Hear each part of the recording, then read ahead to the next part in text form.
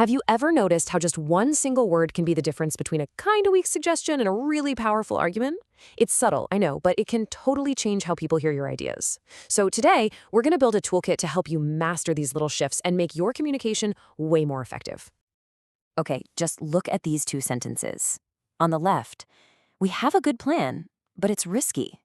That word but, it almost cancels out the good plan, doesn't it? It's like you're taking it back. Now listen to the one on the right. We have a good plan. However, it's risky. Hear that? It's just more confident.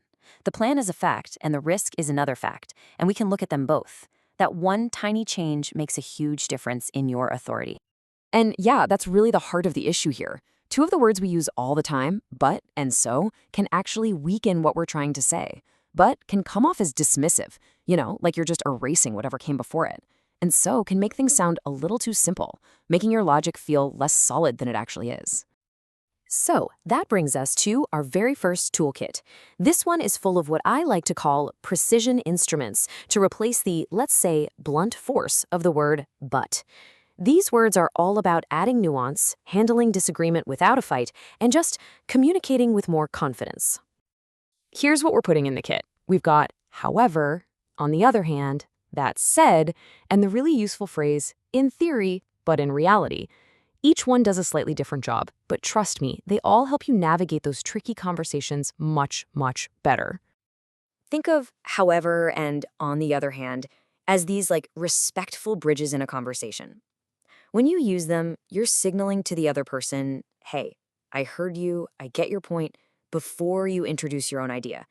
It just makes the whole exchange feel more like a collaboration and way less like a fight. This example here just nails it. If you said but, you'd risk making it sound like the data doesn't matter. But by using however, you're presenting both the data and marketing's concerns as two equally valid things we need to think about. It's just a much more strategic and professional way to handle it. Next up, we've got that said.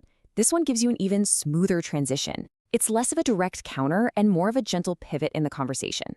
It's perfect for when you mostly agree with something, but you want to introduce another layer to consider. So in this situation, you're not dismissing the positive feedback at all. You're celebrating it. Then, that said, lets you glide right into a problem that needs fixing without killing all the good vibes. It's a really nuanced and honestly super effective tool.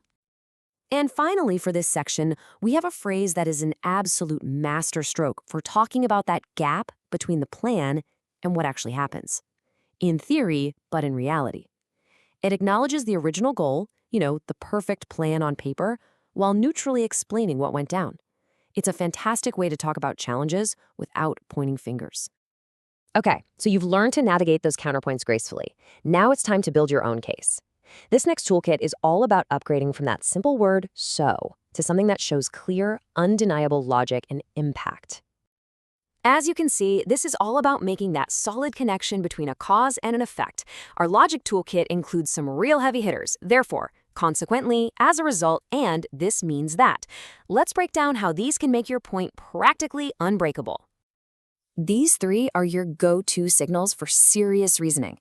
When you use therefore, consequently, or as a result, you're basically telling your audience, okay, pay attention, I'm connecting point A directly to point B. It takes your statement from just a casual comment to a well-reasoned conclusion. This is just a perfect example. The bankruptcy isn't just a random piece of news. It has a direct consequence. As a result, links that problem to the necessary action with just undeniable logic. There's no gray area here. The connection is crystal clear.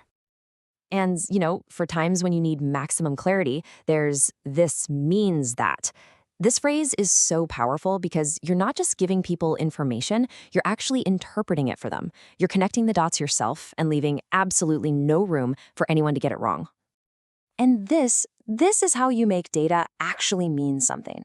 99.99% uptime is a great number, but what does that really mean? This phrase translates that statistic into a real benefit for the client. You're not just throwing a fact out there, you're explaining its value. So when you start putting all these tools together, something pretty amazing starts to happen. You stop being just another person in the conversation, and you become the one who's actually guiding it, who's framing its conclusions. You become a leader in that discussion.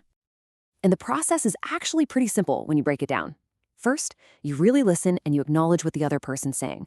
Second, you consciously pick the right bridge. whether that's however for a counterpoint or as a result for a conclusion. And finally, you state your case with total clarity and confidence. Ultimately, this is the whole point. Mastering these small but mighty words gives you the power to shape the narrative, to build stronger arguments, and to make sure your ideas are not only heard, but are truly understood and respected. So, think about it. Your next meeting, your next important email, that next big discussion you're going to have. Where are you going to use these tools first? Which conversation are you going to choose to lead?